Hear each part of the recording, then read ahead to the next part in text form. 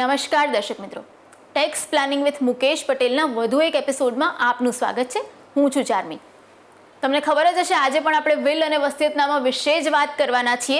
ઘણી બધી વાતો આપણે છેલ્લા થોડા એપિસોડથી કરી રહ્યા છીએ, પણ સાથે સાથે જે ખૂબ જ ઉપયોગી કેટલીક માહિતી છે કે વિલ બનાવવું એટલા માટે જરૂરી છે કે તમે જ્યારે ન હો ત્યારે તમારા કુટુંબનું જે સંપ છે, જે એકતા છે, એની ઉપર કોઈ પણ પ્રકારની અસર આ વિલ ન હોય તો ન થવી જોઈએ. તમારી ગેરહાજરીમાં તમારા કુટુંબના સભ્યો ખૂબ જ સુખ શાંતિથી રહી શકે અને મિલકતને લઈને કોઈ પણ પ્રકારના ઝઘડા ઊભા ના થાય, એના માટે વિલ ખૂબ જ જરૂરી છે. તો વિલના કેટલાક બીજા આસ્પેક્ટ્સ અને આ પ્રકારનું સુલઝેલું ને સરળ વિલ કઈ રીતે તૈયાર કરવું, શું શું ધ્યાન રાખવું, એ બધા જ વિશે વાત કરીશું આજના એપિસોડમાં. પતિએ વિલ બનાવ્યું, એ હયાત નથી. હવે પત્ની પાસે બધું આવ્યું, પતિ લખીને ગયા છે કે પત્ની ન હોય તો પછી સંતાનોને મળે કે આવી રીતે મળે, પણ પત્ની એમાં કોઈ ચેન્જ કરવા ઈચ્છે પાછળથી તો કરી શકે ખરા?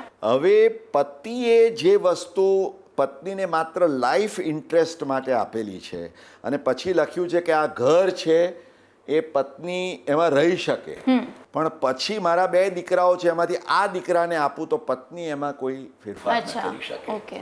અને that is what I said કે ઇટ ઇઝ બેટર કે ઇટ ઇઝ ડિસાઇડેડ, અથવા તો સમજૂતીથી નક્કી કરાય કે ભાઈ આ પ્રમાણે કરવું. પણ ઓફકોર્સ તમે બધી જ મિલકતોમાં આવું જરૂરી નથી. તમે સામાન્ય રીતે સ્થાવર મિલકતમાં ચાર્મી આ રીતે કરો, જંગમ મિલકતમાં અમુક તો તમે પત્નીને છોડી દો. અચ્છા, બીજું કે પત્ની અમુક મિલકતો છે એ પત્નીને આપે, પણ એ મિલકતોની પાછી આવક ઉદ્ભવે, એટલે પત્નીની પોતાની પણ મૂડી તો થાય જ. એટલે પત્નીની મિલકતો ઉપર પતિનો કોઈ હક નથી વિલ કરવાનો. એટલે પત્નીએ પોતાની મિલકતોનું તો વિલ કરવું જ પડે. એટલે પત્ની જ્યારે વિલ બનાવે અથવા પતિ પોતાનું વિલ બનાવે તો એણે એ વાત ખ્યાલમાં રાખવાની રહે કે ભાઈ મારા ઉપરાંત જે મારા પત્ની પાસેથી જો મને કંઈ મળવાનું હોય કે પત્નીને પતિ પાસેથી મળવાનું હોય તો એનું તો તમે સ્વતંત્ર જોગવાઈ કરવાની જ છે. એટલે આવા બધા કેસીસમાં પછી કદાચ ડુ ઇટ યોર સેલ્ફ ન ચાલે, you need some little guidance. તો હું માનું છું કે the best wills are drafted considering such contingencies and possibilities. કે આવી પરિસ્થિતિ થાય તો આ થવું જોઈએ, આ પરિસ્થિતિ થાય તો આ થવું. અને એટલા માટે આપણે અગાઉ પણ મેં વાત કરી હતી કે રૂપિયાના પૈનું વિલ નથી બનાતું. તમે રૂપિયા સ્પેસિફિક આપો કે પર્સન્ટેજ વાઇઝ કરો. હવે દરેક કેસમાં it will depend on the facts of each case. હવે મુકેશભાઈ, વારસામાં જે કોઈ મળે, મકાન, મિલકત, પૈસા, એ તો બધા લેવા તૈયાર હોય, પણ જે જવાબદારીઓ હોય, કોઈ દેવું હોય, કોઈ ક્યાંક ટેક્સ ભરવાનો હોય, એની જવાબદારી કોણ લે? તો એનું તમે વસિયતમાં એ પ્રકારની કોઈ જોગવાઈ કરી શકો કે નહીં, એને લઈને સવાલ આવે છે હેમંતભાઈનો. વસિયત હેઠળ મિલકતની વહેંચણી કોઈ સંલગ્ન જવાબદારી સાથે કરી શકાય. તો આવા કેસમાં ઉપસ્થિત થતી આવકવેરા જવાબદારી કેવી રીતે લક્ષમાં લેવાય છે? કોઈ વસ્તુ સ્વીકારો, કોઈ હક સ્વીકારો, મિલકત સ્વીકારો, તો એની સાથે જે અટેચ્ડ રિસ્પોન્સિબિલિટી, જવાબદારી કે લાયબિલિટી, એ પણ સ્વીકારવી પડે. અને તમે કહ્યું એ પ્રમાણે ઘણીવાર બને એવું કે દાખલા તરીકે કોઈ એક વ્યક્તિની પાસે મોટી જમીન છે, એ જમીન એણે વેચી નથી કે હમણાં વેચાતી નથી કે થોડોક સમય વેચી શકાય એવી નથી, પણ એ એક જમીનની વેલ્યુ એટલી છે કે હવે એને એમ થાય કે આ જમીન જો હું બધાના નામે કરવા જાઉં તો પણ થોડા કોમ્પ્લિકેશન્સ થાય, બહેનોને ખાસ કરીને. એટલે એ એમ કહે કે ભાઈ હું મારો દીકરો છે મોટો, એને આ હું આપું, પણ જોડે એવી એ શરત કરે કે ભાઈ આ જે હું મારા દીકરાને આપું છું જમીન, પણ એની સામે મારા દીકરાએ મારી દીકરીઓને આટલા પૈસા આપવાના, કે જેથી એ દીકરીઓનું પોતપોતાનું પોર્ટફોલિયો થાય, અથવા તો એ તમારા દીકરીના સંતાનો છે એમના લગ્નના જોગવાઈ માટે કે આ તે. તો આને આપણે કાયદામાં ઓનરસ બિક્વેસ્ટ કહીએ છીએ, એટલે કે જવાબદારી સાથે વારસામાં મળેલી તમને કોઈ મિલકત. એટલે આવા કેસમાં શું થાય કે એ જે મિલકત એમને મળી જમીન, અને બાપુજીએ એમ કહ્યું કે આ જમીન તને આપું છું, જમીનની સમજો 25-30 કરોડની વેલ્યુ છે, પણ એમ કે 5 કરોડ રૂપિયા તારે બહેનોને આપવાના. તો એને આપવા પડે પોતાની મૂડીમાંથી, અને એ જે 5 કરોડ આપ્યા એ પેલી જે જમીન છે ને એની વેલ્યુમાં કોસ્ટ ઓફ એક્વિઝિશનમાં એડ થાય. એટલે જ્યારે ભવિષ્યમાં વેચે ત્યારે આ 5 કરોડ એને મજરે મળી જાય. એટલે એણે જે મૂડી આપી એ એને મજરે મળી જાય. ઓકે. એટલે આ પ્રકારની પણ પરિસ્થિતિમાં તમે વિલ બનાવી શકો. એટલે જેમાં તમે ટેક્સમાં પણ એટલે પેલા 5 કરોડ તમે આપ્યા પણ એ તમને ટેક્સમાં મજરે મળે છે. જ્યારે તમે જમીન વેચો છો ત્યારે you get the set of. એટલે આવી અનેક સિચ્યુએશન્સ થઈ શકે કે ભાઈ હું આને આપું છું સબ્જેક્ટ ટુ કે એણે આ સામી જવાબદારી આટલી ઉપાડી લેવાની. આ પ્રકાર ઘણા લોકોને એમ કહેવામાં આવે કે ભાઈ આ તને હું મિલકત આપું છું પણ આમાં જે બેંકનું દેવું છે ને એ તારે ચૂકતે કરીને મિલકતને છોડાઈ લેવાની, મોર્ગેજવાળી પ્રોપર્ટીઓ. એટલે આ પ્રકારની જેને ઓનરસ બિક્વેસ્ટ કહીએ, લેગસીઝ, એની પણ હેમંતભાઈનો પ્રશ્ન ખૂબ સરસ છે. એટલે એ અંગેની પણ તમે યોગ્ય સુવિધા કે જોગવાઈ વિલમાં કરી શકો છો. ઓકે. અને મુકેશભાઈ, અત્યાર સુધી આપણે ઇન્ડિવિજ્યુઅલની વાત વધારે કરી છે, પણ HUF હોય તો એનું કઈ રીતે પ્રોસેસ, વિલમાં શું ધ્યાન રાખવું? હિન્દુ અવિભક્ત કુટુંબ અર્થાત HUFની મિલકત સંદર્ભમાં વસિયતનામા આયોજન સંબંધી શું ખ્યાલમાં રાખવું જોઈએ તે અંગે માર્ગદર્શન આપવા વિનંતી. 4મી હિન્દુ અવિભક્ત કુટુંબ. હવે હિન્દુ અવિભક્ત કુટુંબમાં આપણે ખ્યાલમાં રાખવાનું છે કે દેર કેન બી 2 કાઇન્ડ ઓફ સ્ટેટસીસ. એક તો કો પાર્સનર. એટલે જે કો પાર્સનર છે એને એ જે HUF છે એની મિલકતમાં એનો સીધો હક લાગે છે. અને બીજું મેમ્બર હોય. હવે જે મેમ્બર છે એને અમુક લિમિટેડ રાઇટ છે. Let me explain. કે આજે એક ફાધર મધર અને આજે એના દીકરા છે 2 અને 3 દીકરીઓ છે. આપણું ટિપિકલ એક્ઝામ્પલ. આટલા લોકોનું કુટુંબ છે. તો હવે તો સૌથી પહેલાં કો પાર્સનર્સ કોણ ન ગણાય તો માત્ર જે પત્ની છે એ કો પાર્સનર ન ગણાય. અથવા મોટું HUF હોય તો એમાં માતા છે, કારણ કે માતા એ પિતાની પત્ની છે. એટલે પત્નીને ફૂલ ફ્લેજ્ડ સ્ટેટસ નથી. પત્નીનો રાઇટ શું કે HUFનું પાર્ટીશન થાય તો એને સરખો હક મળે, પણ પાર્ટીશન ક્લેમ કરવાનો કોઈ રાઇટ નથી. HUFની અંદર પાર્ટીશન ક્લેમ કોણ કરી શકે? કો પાર્સનર્સ. અને હક કોનો? પોતે વિલ હેઠળ કંઈ આપવા લેવાનો કે તો કો પાર્સનર્સ. હવે કો પાર્સનર્સમાં 2005 પહેલાંનો જે કાયદો હતો એમાં તો કન્સેપ્ટ એવો હતો કે ભાઈ માત્ર પુરુષ સંતાન હોય એ જ કો પાર્સનર્સ ગણાય. પણ સુપ્રીમ કોર્ટે જે ખૂબ ક્રાંતિકારી ચુકાદો આપ્યો ને ત્યાર પછી 2005 પછી જે HUFની આખી પરિસ્થિતિમાં એક એવો વળાંક આવ્યો કે હવે દીકરીઓ પણ, કુટુંબની બહેનો પણ પોતે દે બીકમ કો પાર્સનર્સ. એટલે પુત્રીઓનો કો પાર્સનરી રાઇટ છે. આ લક્ષ્યમાં રાખીને સામાન્ય રીતે ઘણું ખરું જો તમારે HUFની કન્ટિન્યુટી જોઈતી હોય તો પિતા શું કરે? એમ કે ભાઈ પિતા માતા પુત્રનું HUF હોય તો કે મારો જે HUFમાં ભાગ છે એ હું HUFમાં જ રવા દઉં છું. એટલે ઓટોમેટિકલી જે 3 ભાગ હતા એના 2 ભાગ થઈ જાય કે it goes on like this. જ્યારે ઘણીવાર એવું બને કે HUF બિગર HUF રહે જ નહીં, માતા પિતા ના હોય ને પુત્ર એકલો થઈ ગયો, તો પુત્ર અને પછી પુત્રનું પોતાનું HUF બંનેનું સ્ટેટસ એક થઈ જાય એટલે bigger HUF merges with the smaller HUF. આ એક ફાઇનર આસ્પેક્ટ છે. પણ જે તમારો HUFનો કો પાર્સનરી ઇન્ટરેસ્ટ છે એનું તમે વસિયતમાં સમાવેશ કરી શકો છો. એટલું જ નહીં, કરવો પણ જોઈએ. કારણ કે અધરવાઇઝ જો તમે એનો ઉલ્લેખ ન કર્યો હોય તો ક્વા that much of an amount શું વહેંચણી કરવી એ સમસ્યા ઊભી થાય. અને મુકેશભાઈ, ઘણીવાર એવું થાય કે તમારે સીધું તમારા પુત્રોને કે પુત્રીઓને કે એવી રીતે તમારે નથી આપવું વસિયતમાં, તો એના માટે એક ટ્રસ્ટનું પણ નિર્માણ થતું હોય છે. એને જ લઈને સવાલ આવે છે ડૉક્ટર હિમાંશુ ઠક્કરનો. વિલ હેઠળ ડિસ્ક્રિશનરી ટ્રસ્ટની રચના કરવામાં આવે તો તેવા કેસમાં આવકવેરા આયોજનના શું લાભ મળી શકે? Discretionary trust under a will. It is one of the very special, sophisticated tax planning tools. Tax પ્લાનિંગના કેટલાક બ્રહ્માસ્ત્રો અમે કહીએ ને ચાર્મીબેન, એ પૈકી બ્રહ્માસ્ત્ર ગણી શકાય એવું આ શસ્ત્ર છે. ઓકે. ખાસ કરીને આજે એક કુટુંબનો દાખલો લઈએ આપણે. પતિ પત્ની એટલે માતા પિતા બે હતા, એમના બે સંતાનો છે અને એ સંતાનોનું પોતાનું પણ નાનું કુટુંબ છે, પરણેલા છે. એટલે હવે બા બાપુજી જે છે, પતિ પત્ની જ્યારે નથી રહેવાના, એટલે એ સંયુક્ત કુટુંબમાં શું થાય કે બધાની ઇન્કમ ટેક્સની ફાઇલો છે, બા બાપુજીની બે ફાઇલો જતી રહે.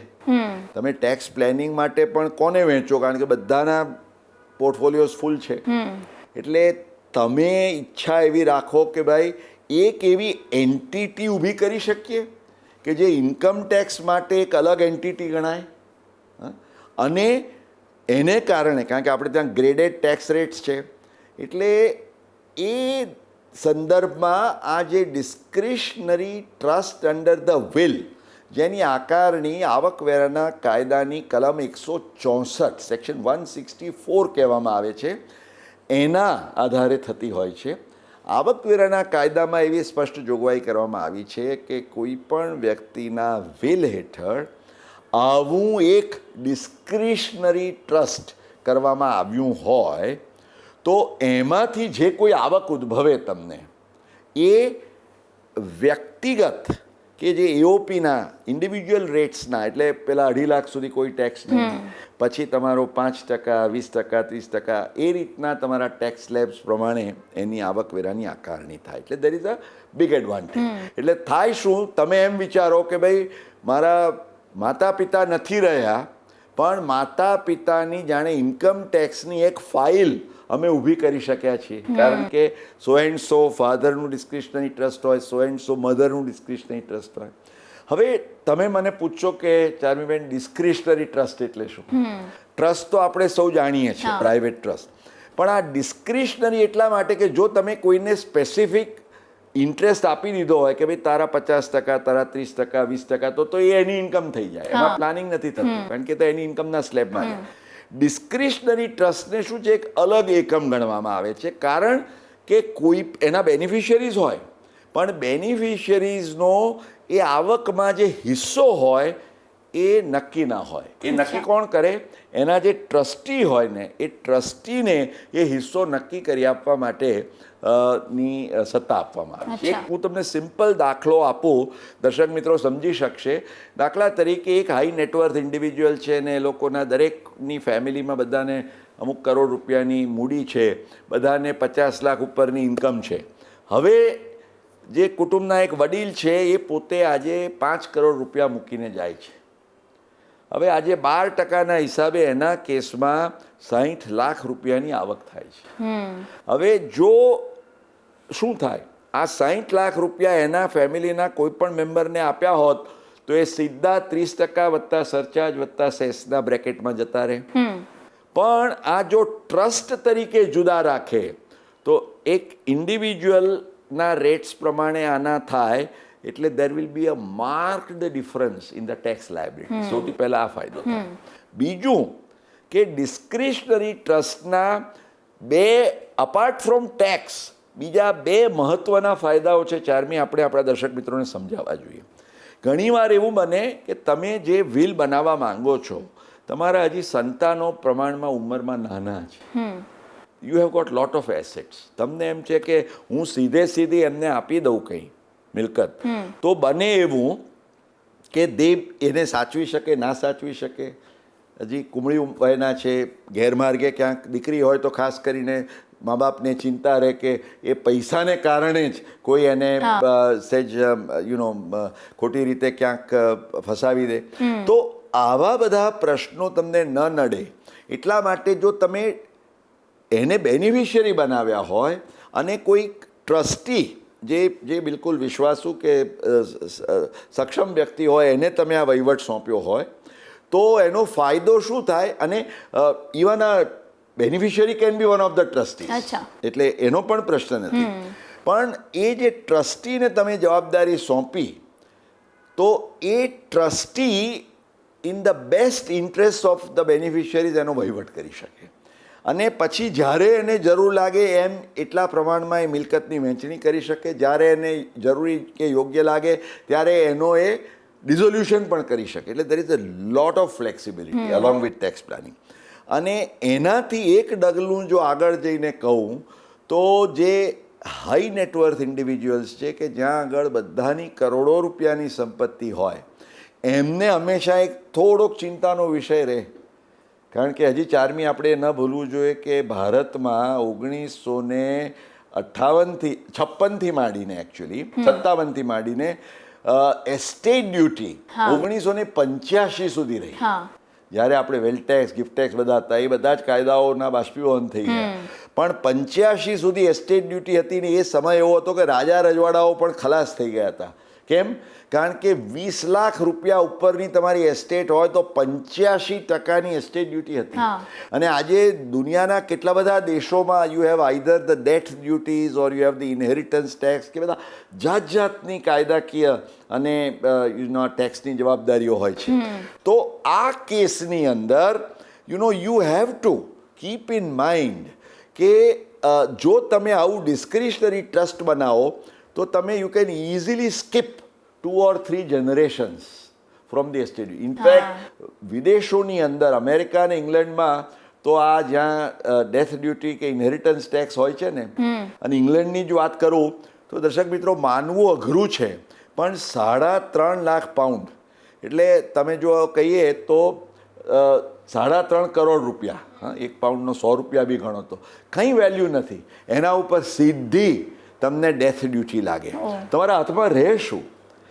એટલે આપણે ત્યાં ફોર્ચ્યુનેટલી અત્યારે estate duty, death duty, inheritance tax કશું નથી. પણ આ એટ ધ અપર લેવલ લોકો એમ વિચારે કે એક સુરક્ષા કવચ જો આ ડિસ્ક્રિશનરી ટ્રસ્ટનું મળી શકતું હોય તો આપણી વ્યક્તિગત સંપત્તિ ઉપરાંત જો આમાં કંઈક રાખ્યું તો શું થાય કે because nobody has got any specific interest એના ઉપર આ એસ્ટેટ ડ્યુટીની કોઈ જવાબદારી ઊભી થઈ ના શકે. એટલે દેર is a great amount of tax planning scope through a discretionary trust. Will વિશે છેલ્લા 5 એપિસોડથી આપણે સતત વાત કરી રહ્યા છીએ. વિલ કોણે બનાવવું જોઈએ, કઈ રીતે બનાવવું જોઈએ, શું ધ્યાન રાખવું જોઈએ, ઇવન એનઆરઆઈઝની પણ આપણે વાત કરી. પણ છેલ્લે મારે એક વસ્તુ જાણવી છે કે વિલ ક્યારે બનાવવું જોઈએ, ક્યારે એની શરૂઆત કરવી જોઈએ? કબ, ક્યું ઓર કહાં જેવી વાત. પણ 4મી મને એકચ્યુઅલી આપણે જ્યારે આ એપિસોડ્સનું રેકોર્ડિંગ શરૂ કર્યું ત્યારે આટલા પ્રશ્નો આવશે, આટલા મુદ્દાઓ ઉપસ્થિત થશે. દર્શક મિત્રો તો પ્રશ્ન પૂછે જ, પણ તમને પણ આવા બ્રેઇન વેવ્સ આવશે. અને 5 એપિસોડ આઈ થિંક ખોટું નથી, કારણ કે આપણે ત્યાં એમ કહે છે ને કે પંચામૃત, એ આને આપણે વસિયત નામાનું પંચામૃત તમે બિલકુલ જેમ આચમન કરીને લો. એટલે સંદેશ, આખરી સંદેશ તો આપણે એ આપવાનો છે કે આમાંનો એક પણ મેસેજ તમે જે તમને સ્પર્શે છે, તમને જે કોઈ પણ રીતે સીધી રીતે આડકતી રીતે એફેક્ટ કરે છે, ચૂકશો નહીં. અને પ્રશ્ન એ છે કે વિલ કોણે અને ક્યારે બનાવવું જોઈએ એના જેવું. તો પહેલાં તો કોણે બનાવવું જોઈએ? તો ખિસ્સામાં કૂકા હોય તો બનાવવું જોઈએ. એટલે કદાચ પેલા છાપામાં આવે છે ને કે ભાઈ આ ભિખારીઓની પણ લાઈફસ્ટાઈલ છે, તો એ લાઈફસ્ટાઈલવાળા કોઈ ભિખારી હોય તો કદાચ એને પણ આ પ્રોગ્રામ જોતો હોય તેમ કે ભાઈ ભલે તું ટેક્સ ના ભરતો હોવ પણ તારું વિલ રાખજે, નહીં તો પાછળથી બખડ જંતર થશે. એટલે ખિસ્સામાં કૂકા હોય ત્યાં સુધી વિલ તો તમારે ચૂકવું ન જોઈએ. એટલું જ નહીં, પણ તમે જેમ કહ્યું એમ કે only 2 things R certain in life, death and taxes. હવે ટેક્સીસમાં તો કેવું છે કે તમે પ્લાનિંગ એ રીતે કરો કે ભાઈ ઇન્કમ ક્યારે થાય ત્યારે ટેક્સ ભરવાનો આવે, પણ ડેથ ક્યારે આવે તો ખબર નથી. આ કોવિડની જ મહામારી છેલ્લા 1.5 વર્ષની અંદર 4મી આપણે જાણીએ છીએ કે મેં જોયું છે કે 21 વર્ષથી શરૂ કરીને 81 વર્ષ સુધીના તમે કલ્પના પણ ન કરી હોય એવા હટ્ટા-કટ્ટા લોકો ક્યારે ઉપડી જાય. અને નાની અમથી ઉંમરવાળી વ્યક્તિ હજી ગઈકાલ સુધી તો હસતી રમતી હતી ને આજે નથી. તો લાઈફ ઇઝ સો અનસર્ટન. તો આઈ થિંક કે જેમ આપણે સવારે ઉઠીએ અને સ્નાન કરવામાં આપણે ક્યારેય ચૂકતા નથી, બપોરે ભોજન કરવા બેસીએ ત્યારે આપણે લંચ લઈને કેલરીઝ આપણી પૂરી કરવાનું ચૂકતા નથી. આઈ વુડ સે કે જો આટલું સરળ હોય તો એટલીસ્ટ કોઈએ પણ એક પાનાનું 2 પાનાનું એક સિમ્પલ વિલ પણ એટલું તો રાખવું જોઈએ કે હું ન હોઉં તો આ થાય. અને the biggest beauty of the will is કે તમે જેટલી વાર ઈચ્છો એટલી વાર, પરીક્ષા તો વર્ષમાં એકવાર આપી શકીએ, વારંવાર પેપર નથી અપાતા, પણ આ પરીક્ષા વિલની પરીક્ષા તો તમે ચાહો એટલી વાર. It's an open line examination. એટલે દર્શક મિત્રો, સૌને હું કહીશ, તમે ટેક્સ ટુ રિટર્ન ભરો છો નથી ભરતા, તમે નાના છો મોટા છો, તમારી પાસે અમુક મૂડી છે વધારે છે, પણ મેં કહ્યું એ પ્રમાણે from the social point of વ્યૂથી શરૂ કરીને તમારા કુટુંબનું આખું સુખ શાંતિ સમૃદ્ધિ એમાં સમાયેલી છે. એનાથી વધારે જાઓ તો ટેક્સ પ્લાનિંગ, ઇન્વેસ્ટમેન્ટ પ્લાનિંગ, કેટલી જડીબુટ્ટીઓ બ્રહ્માસ્ત્રો આમાં સમાયેલા છે. તો વસિયતનો હું ફરીવાર શરૂઆતમાં મેં જે કહ્યું હતું કે where there is a will there is always a way. એટલે વિલ હશે તો જીવનમાં તમને કોઈ સમસ્યા નડશે નહીં. વિલ નહીં હોય તો યુ ગોડ નોઝ. એટલે the answer is any time is the right time. વસિયતનામું એટલે કે વિલ, એના દરેક પાસાની છણાવટ, દરેક મુદ્દાનું એકદમ સરળ ભાષામાં સમજાય એ રીતે એની માહિતી, આ તમામ વસ્તુ છેલ્લા 5 એપિસોડમાં તમારા સુધી પહોંચાડવામાં આવી છે. આશા રાખીએ કે આ 5 એપિસોડમાં જે પંચામૃત તમને આપવામાં આવ્યું છે એ તમને પણ તમારા જીવનકાળમાં તમારા મૃત્યુ પછીના આયોજન માટેનું ખૂબ જ ઉપયોગી એવું ભાથું બની રહેશે. તો જોતા રહેજો tax planning with Mukesh Patel. અને ટેક્સને લઈને તમને કોઈ પણ મૂંઝવણ સતાવતી હોય, કોઈ પણ સવાલ હોય, તો આ સવાલો અને આ મૂંઝવણો તમે અમારા સુધી પહોંચાડી શકો છો. એના માટે તમે વોટ્સએપ પર વિડીયો રેકોર્ડ કરીને પણ આ સવાલ મોકલી શકો છો, અને સાથે ઈમેલ દ્વારા પણ તમારા સવાલો અમને મોકલી શકો છો.